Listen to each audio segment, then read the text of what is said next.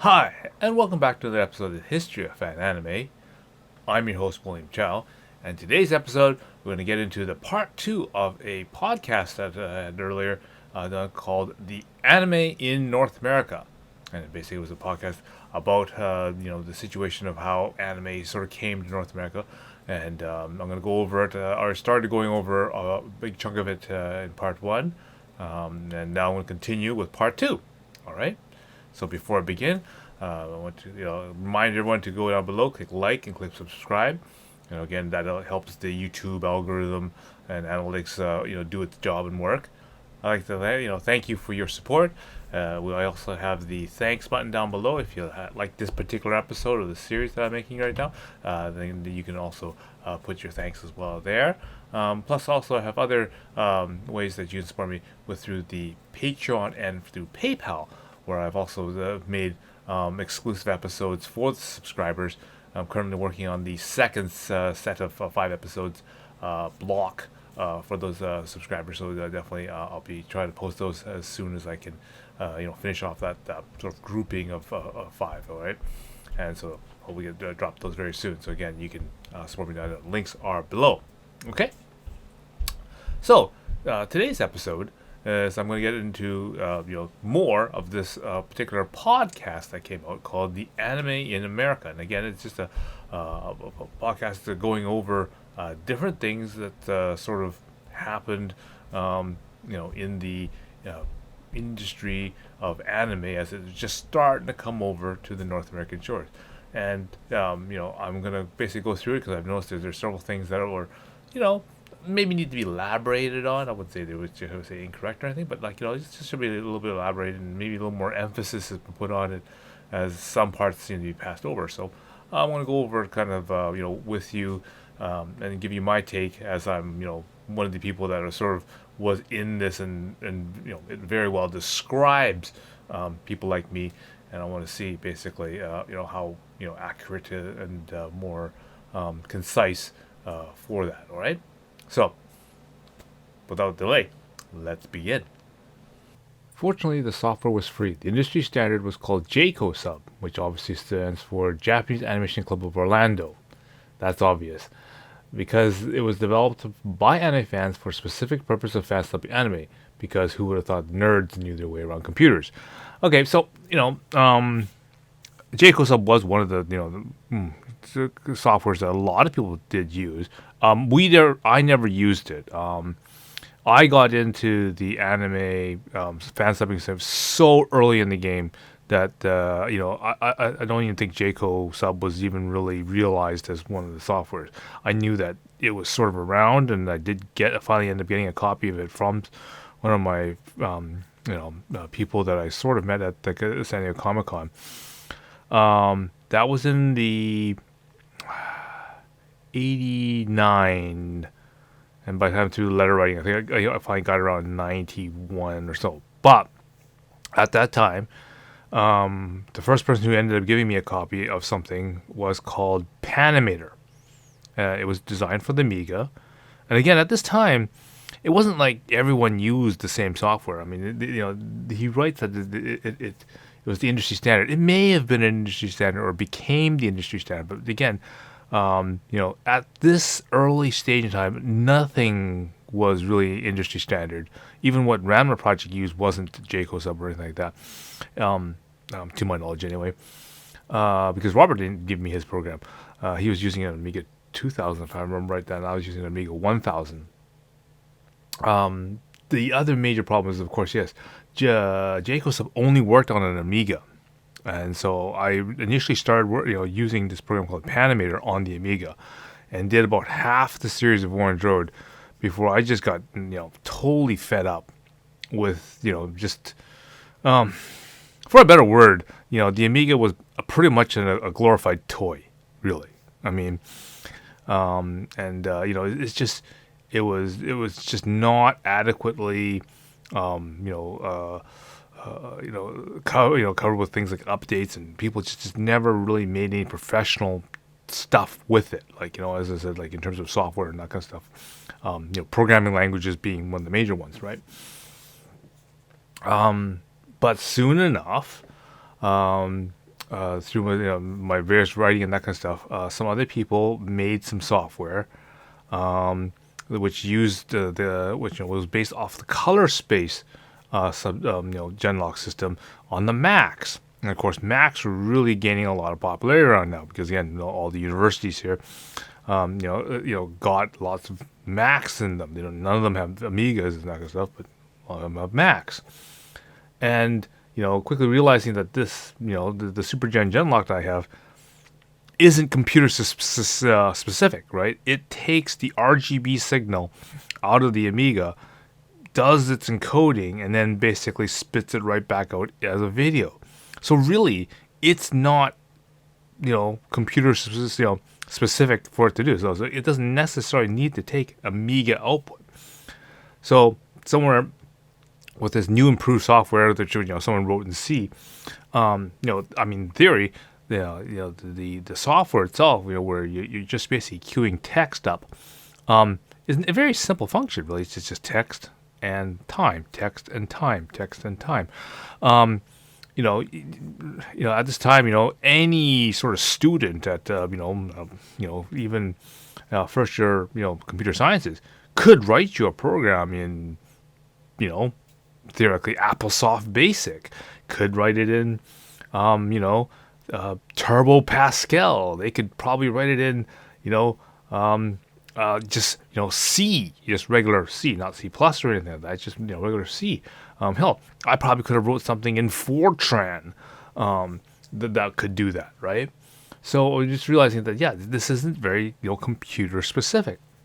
So again, I soon upgraded my system to a Macintosh system. So again, I switched everything over to run on the Mac system. And again, I got this this tiling software called Turbo Tiler, and basically continued to stick with that all the way to into the 2000s, right? So yeah, a whole bunch of other software came, Alpha Substation, that kind of stuff. Again, based on the system that you had. Again, Jacob Sub was very specific for the Amiga at this time. And then he writes the comment, because who would have thought nerds knew their way around computers? Well, it's kind of funny that he said that, because didn't he just say in the first couple lines earlier, I guess in the previous episode, that the majority of these anime fans were parts of colleges and universities? Well, as I commented, a lot of these people had access to the internet. A lot of people are in technical companies, right? Apple, Microsoft, Yahoo, and probably the future Google and things like that, right? You'd think, being this kind of tech, these kind of minded people, of course, they sort of really did know their way around computers. And at the beginning, that's where a lot of people were, is on the technical side. Okay, continuing along here. Now, assuming that you could get your hands on the hardware and the obscure bit of software that you need to get the anime itself, usually somebody willing to translate it for you. The groups that distribute fan subs weren't necessarily the same people who translated them, and sourcing the anime itself was its own struggle. So a lot of groups just made copies from hobbyists, translated anime, and either had connections in Japan or maybe a member of the U.S. military stationed in Japan who taped anime as it appeared on television. Or if you want high quality stuff, you had to order the official laserdiscs from sources like CD Japan, and personally swung the cost of $80 per disc per expensive international shipping before they sent it downstream. So, a lot said here, okay? So, yes, it's true. We were fortunate that we had, such a translator like, Daisuke, who was, also an anime enthusiast.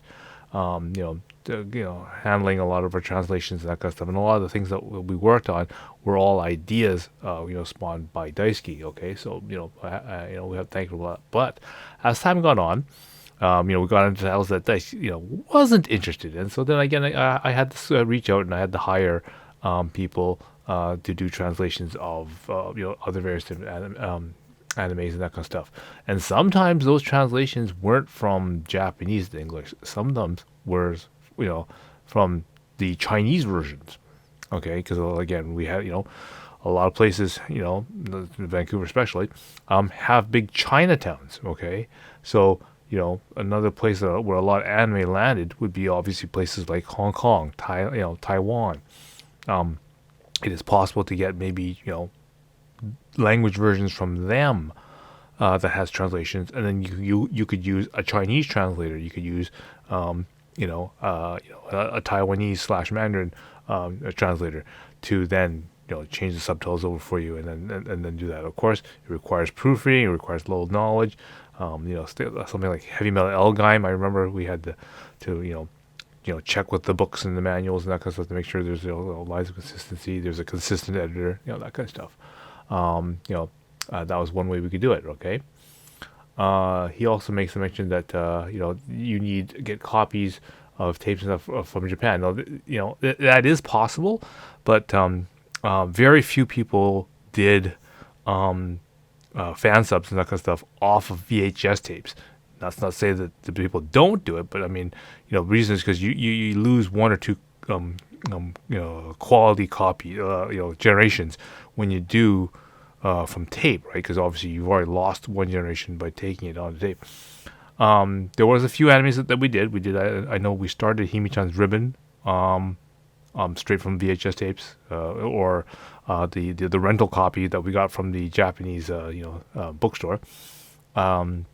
I know we did virtually all of the first series of Sailor Moon off of the VHS rental tapes, just because we knew that it was going to get licensed. So the shelf life of Sailor Moon wasn't going to be very long. So, okay, we knew that someone was going to pick it up. It was such a big hit.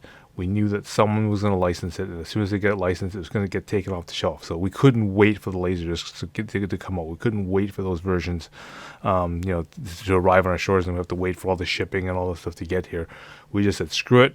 We have the tapes. Let's just do it right off the tapes, and then we get that head start on everybody else and all the other fans. And again, other fan subbers got into it, but then again, very shortly after, it got licensed, and then a lot of those fan subbers had to take it off and kind of adhere to the code, as it were. And we'll get into that a little later, right? So in the end, the majority of the fan subbing and that kind of stuff, and especially the stuff that was the better quality stuff, had to come from Laserdisc. That was pretty much the way it was done.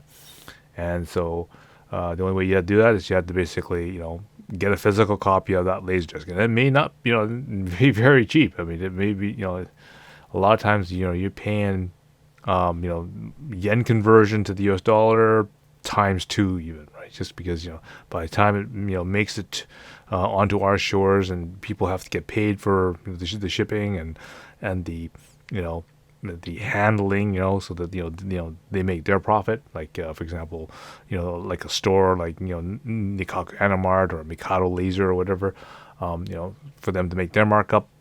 By the time it gets to you, you may be paying 2 times the price even. So it's not too unusual that if you're going to do fan subbing, you have to also start paying for those too. From there, the group would burn the subtitles onto a video using the aforementioned equipment, using Jayco Sub. One poor soul would timestamp each individually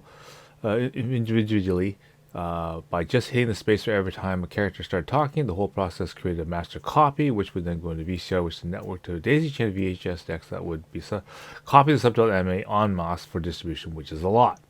Okay, now I have actually made a video which shows the process that it's sort of an example process of how we subtitled the first a show called Red Riding Hood Cha Cha, and it gives you the way that the software that I used worked was you had to use a space bar to take the current timestamp, place it on the beginning. We used return to take the title off and put a blank title on, and of course record the timestamp of that. There's a few other controls like reverse and backup and things like that. But yeah, that was the way we timed it out, and then that allowed you to make a copy to edit and fine tune the subtitle, and then once you go over it a couple times, maybe I did like usually once or twice, but some people on some of the ones that we use for our meetings and that kind of stuff, they got went over by maybe even 4 or 5 times. Usually different editors would look at it, so they could check for grammatical and timing and that kind of stuff as well. So again, to fine tune it, and then basically we make a good copy of it onto an SVHS tape, and then basically when we made copies of it, yes, we'd have a whole bunch of VCRs all chained together. So one VCR you would press play on with the master, and then that would produce and play out the video, in real time, and then connected to it would be a series of different VCRs. Most of my VCR chains had at most 4 VCRs connected to it, so we could make 4 identical copies of that same video at the same time, right? And that's how we did it, and basically I was able to do a reasonable amount of tapes at a time. Sometimes it did take a while to do, though. 100% true. Okay, the next few paragraphs is just going to kind of zoom over a little bit because it's actually something that I've already covered in my previous episodes, and all the episodes I talk about fan mail. I've already covered this topic, but I'll just quickly go through it. So how did your average anime fan get their hands on these bootleg tapes? Well, as I said, you send a letter, you introduce yourself, and you ask for, say, a tape list, and maybe some instructions on how you do tape trading and that kind of stuff. And then you continue along. If you need, any specific things like money orders and that kind of stuff, they all get done. But again, pretty much the only way that you do these type of things is basically you had to basically use the postal system, right? Because again, a lot of people didn't have access to the internet and that kind of stuff. And even if you did have access to the internet and you're interested in getting tapes, the only real way to to basically deal with the payment system, since there wasn't things like PayPal or direct deposit or anything like that, you still had to send a check or a money order or something to to pay for the cost of goods, unless of course there was some sort of tape exchange where I'm going to send you the same number of tapes back and forth type of thing. Then you wouldn't have to actually have to exchange money, but you would still exchange tapes, right? And you could do it that way. Okay, so the next part's just a little bit confusing, so because he put it out of order. So I'm just gonna kind of go with it and just kind of try to put it back in the right order and describe it as necessary. As nice as it sounds for the distributors, now he hasn't defined what a distributor is, right? The $6 only covers the cost of the tape and the return postage, right? And then because alternatively, you could mail your own VHS tapes and to cover the postage. But a lot of groups were not fans of that method because it sucked a lot. Now, what he's referring to is that in Arctic Animation didn't really do this, but basically, one group would do the fan subbing, and then in order to increase production and kind of increase availability, they would give that master copy or make a master copy for some other person to be the distributor. So if orders came in, then the distributor who had that master copy would make all the copies and then send it to you then take it to the post office and send them out, right? So someone else would be taking care of the orders. Now the advantage of doing this is, of course, is it takes the stress off the person who's doing the fan subbing, but it also for the distributor, they would be getting copies of the fan subs and the stuff. So that they can watch it themselves, right? It's like they become the middleman, and they kind of reap the benefits along the way, right? Now they make a comment that a lot of people didn't like people sending in tapes, and then the interview sort of kind of covers that, right? Those were a nightmare, referring to the tapes that people send in, okay? Were a nightmare because people would send in cheap and used tapes that would come with the VCRs, and they would eat the tapes, okay? And then if tapes got mixed up, it was a disaster. And then he writes there wouldn't be a backup because you couldn't run them in tandem. You had to run off each copy one at a time. So a little bit confusing what he meant there, but basically, these distributors, right, or these people who'd make the copies of the tapes, if you sent your own tape in, okay, then obviously there's a special process that they have to do to make copies of that particular tape on your particular tape. Now, one of the rules that I had was that I would only make copies of the tapes according to what was listed on on each of the individual blocks. I wouldn't take any sublet of tapes and make mixtapes, for example, right?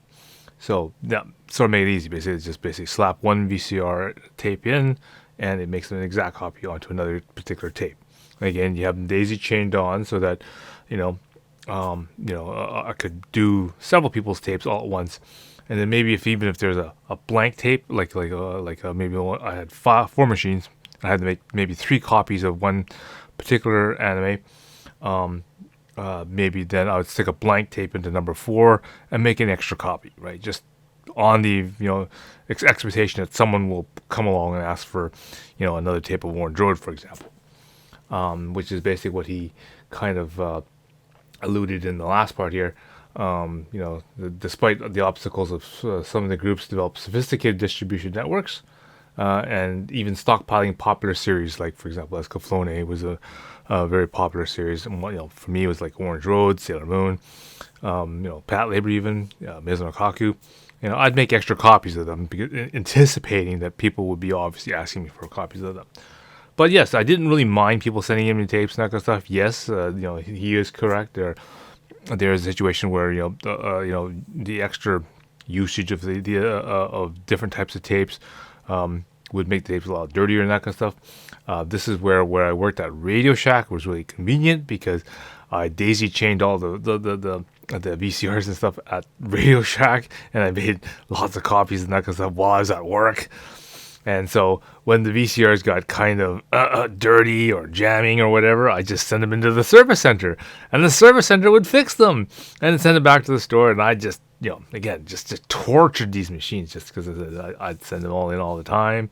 Definitely, whenever I bought a VCR from the Radio Shack or whatnot, I would get the extended warranty, and that basically allowed me to get another maybe 2, maybe 3 years of, quote, extended warranty. So if anything went wrong with the VCR or the purchase or whatever, send it back in and the service center will have to repair it. And so, I could definitely tell you, and on one of these episodes I'm going to have to pull out all the receipts, but yeah, definitely, I had no issue of sending the VCRs back into service, and they would have to fix them.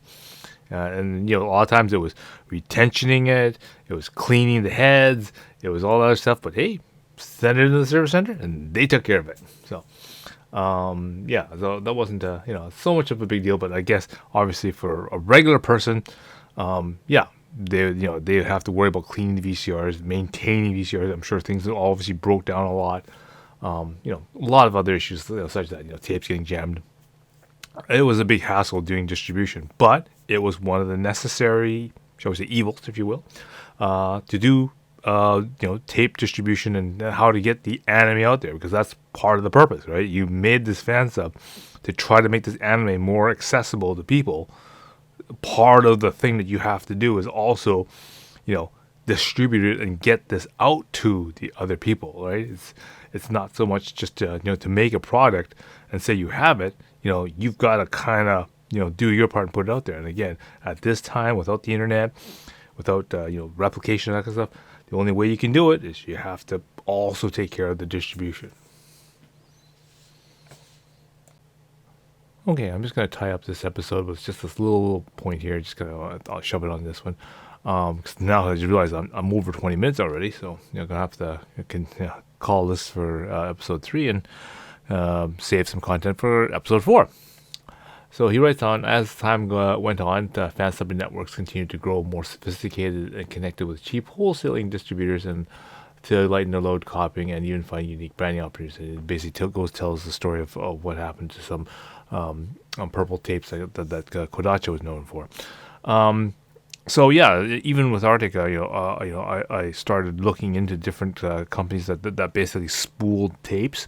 They had massed copying and sort of things available. So for example, I could order, let's say, like 50 copies of one particular tape, right? Now, in a case of a fan subbing group that only really does one sort of thing, for example, Kodacha was really known for like the kids' toy, for example. You could make 50 copies of tape 1, 50 copies of tape 2, and you'd probably go through them, or most of them, throughout the year. You could probably get away with that, right? But something like myself, over the course of the time that we did fan subbing, we did over 1,000 different anime, TV series, movies and OVAs and that kind of stuff. So, to go through and say, yeah, we need 50 copies of, let's say, tape 1 of Orange Road, 50 copies of tape 2 of and, there's 12 tapes for Orange Road. So, you want literally 50 copies of every single one. That's like 1,100 tapes, right? You know, and you still never knew that whether or not they were going to actually license, for example, Orange Road and that kind of stuff, which it eventually did do, right? So then all of a sudden, all those tapes just made it kind of go, well, I guess we're going to have to erase them and put something else on them, right? But so to do that, it was very, very difficult for our type of distribution and our type of thing, just because we just did so much stuff, you know tastes and anime, things, and trying to keep up to date was just very, very difficult, right? Just because there's just so much new and cool stuff coming out. There's always the next new thing. So this kind of thing, didn't really help it. But it's kind of neat to know that other fan summit groups that that didn't do as much, was able to do different and fancy things, right? So anyway, so yeah, so as I said, I'm already over the 20-minute mark here, so I guess we're going to have to continue more of this letter in episode 4. So don't forget to, again, go down below, click, like and subscribe. And again, if you want to see that episode of, more examples of how to do fan subbing, that kind of stuff, again, check it out, episode 146. That was how we did the actual subtitling. And you'd be probably pretty interested and pretty surprised at how tedious it actually really is. Okay. So, so I hope you found that very interesting. And again, this is a great way to find that other people sort of have the same sort of views and has sort of trying to document it on paper. And I think this is one of those situations where people are trying to write an account of what's sort of going on, or try to report on something, and then without getting all the information together, and without actually trying to get all the the sources and that kind of stuff, to help make it a little bit more concise. This is what happens. It kind of becomes very, very topological. So I'm glad that I've gone through and found this article, and I'm going to go through it with you to sort of let you know that other people also see this sort of development and that kind of stuff happen in the industry as it grows here in North America. All right. So again, we're getting more episodes about the history and that kind of stuff, as I got some more fan letters, and I also got some managed to find some of the first couple of fan letters that I actually sent out when I first got into this hobby. I managed to keep a couple of the letters of some of the first people that I actually sent letters to. So again, make sure you're subscribed, and then I'll go and get into those episodes very shortly. All right. So until next time. See you again.